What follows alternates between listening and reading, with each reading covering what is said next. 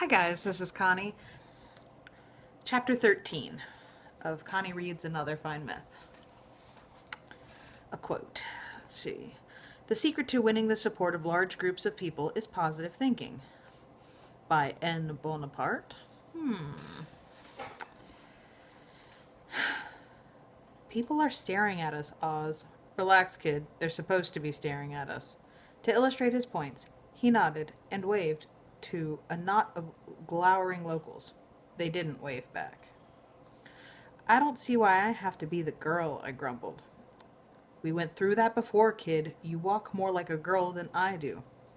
That's what you and Frumple decided. I don't think I walk like a girl at all. Well, let's say I walk less like a girl than you do. It was hard to argue with a logic like that, so I changed subjects.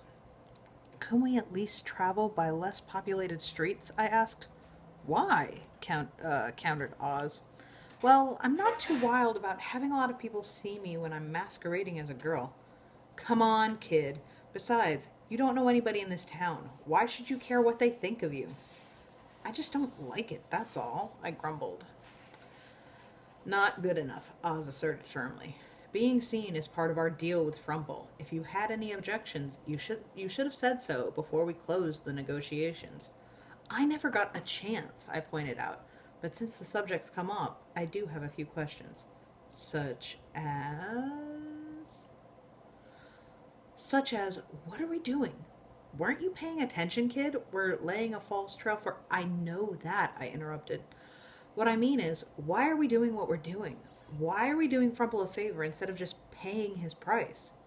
You wouldn't ask that if you ever dealt with a devil before, Oz snorted.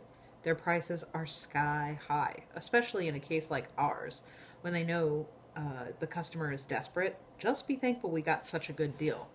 What's that mean, Oz? Are we sure we've gotten a good deal? What do you mean?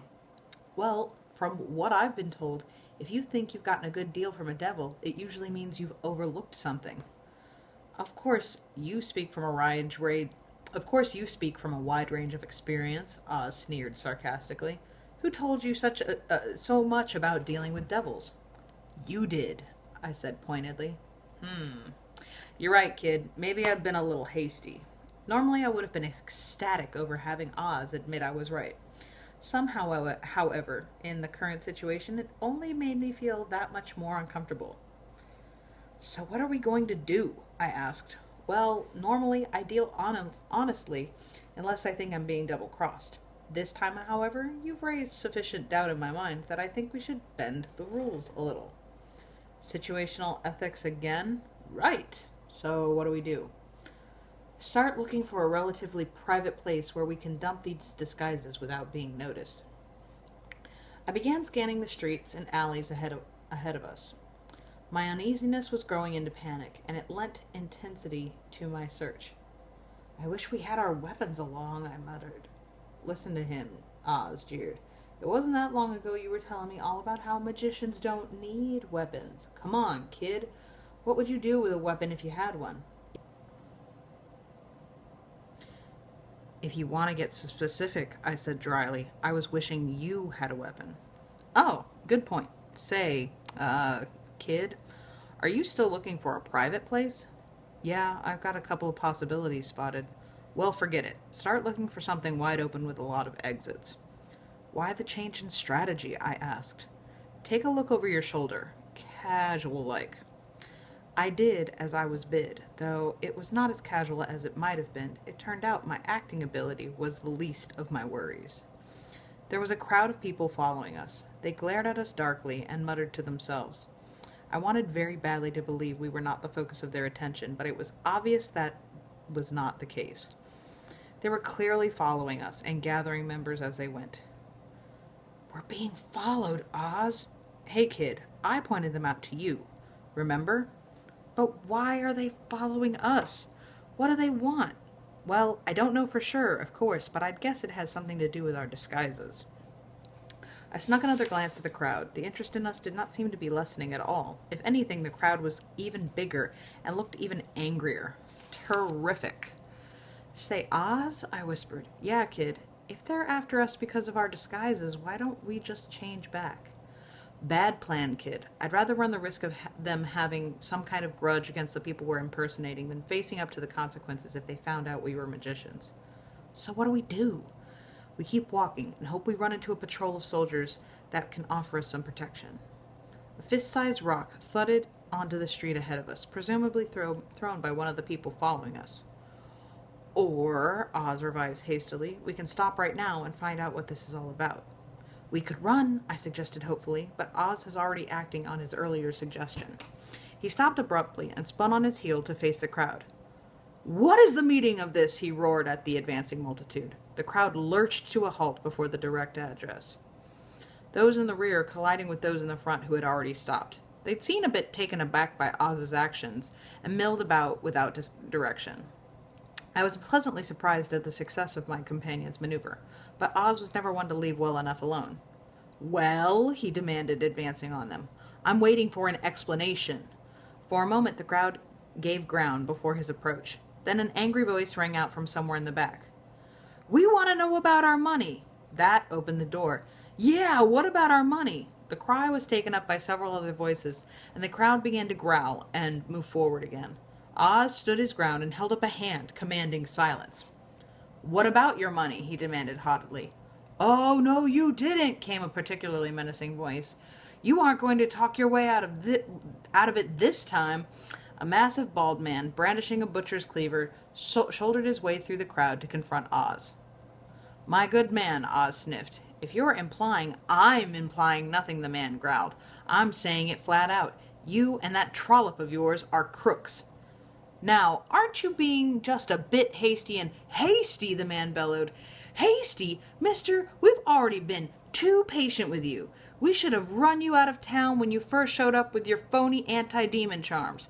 That's right, I said phony. Some of us knew it from the start. Anyone with a little education knows there's no such things as demons. For a moment, I was tempted to let Oz's disguise drop. Then I looked at the crowd again and decided against it. It wasn't a group to joke with. For now, some folks brought the charms because they were gullible, some as a gag, some of us because... Oh, got that all mixed up. Now, some of us folks bought charms because they were gullible, some as a gag, some of us because... Well, because everyone else was buying them. But we all bought them, just like we bought your story that they had to be individually made and you needed the money in advance. That was all explained at the time, Oz protested. Sure it was. You're great at explanations. You explained it just like you explained away those 2 times we caught you trying to leave town. Well, Oz began. Actually, I interrupted, we've had enough of your explanations. That's what we told you 3 days ago when we gave you 2 days to either come up with the charms or give us our money back. But these things take time.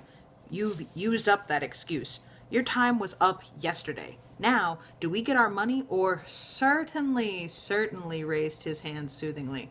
Just give me a moment to speak with my colleague. He smiled at the crowd as he took me by the arm and drew me away. What are you going to do, Oz? Now we run, he said calmly. Huh? I asked unintelligently. I was talking to thin air. Oz was already legging it speedily down the street. I may be slow at times, but I'm not that slow. In a flash, I was hot on his heels. Unfortunately, the crowd figured out what Oz was up to the same time I did. With a howl, they were after us. Surprisingly, I overtook Oz. Either he was holding back or so I could catch up, or I was more scared than I thought, which was impossible. Now what? I panted. Shut up and keep running, kid. Oz barked, ducking around a knot of people. They're gaining on us, I pointed. Actually, the group we had just passed had joined the pursuit, and it had the same effect as if the crowd was gaining. Will you knock it off and help me look? Oz growled. Sure, what are we looking for? A couple dressed roughly like us, he replied. What do we do if we see them? Simple. We plow into them full tilt. You swap our features for theirs, we let the mob tear them apart. That doesn't sound right somehow, I said doubtfully. Kid, remember what I told you about situational ethics? Yeah. Well, this is one of those situations. I was convinced, though, not so much by Oz's logic, but by the rock that narrowly missed my head. I don't know how the crowd managed to keep its speed and still pick things up to throw, but it did. I began watching for a couple dressed like us. It's harder than it sounds when you're in a dead run with a mob at your heels. Unfortunately, there was no one in sight who came close to fitting the bill. Whomever it was we were impersonating seemed to be fairly unique in their dress. I wish I had a weapon with me, Oz complained. We've already gone through that, I called back. And besides, what would you do if you had one? The only thing we've got that might stop them is the fire ring. Hey, I'd forgotten about that, Oz guessed. I've still got it on. So what, I asked. We can't use it. Oh yeah, why not? Because then they'd know we're magicians. That won't make any difference if they're dead. Situational ethics or not, my stomach turned at the thought of killing that many people. Wait, Oz! Watch this, kid! He grinned and pointed his hand at them. Nothing happened. Wow. That's the end of chapter 13. So, thank you for the small interruption and still being with me through Connie Reads Another Fine Myth. Be careful with that, enjoy, please, and thank you, and I will see you in the next chapter. Bye.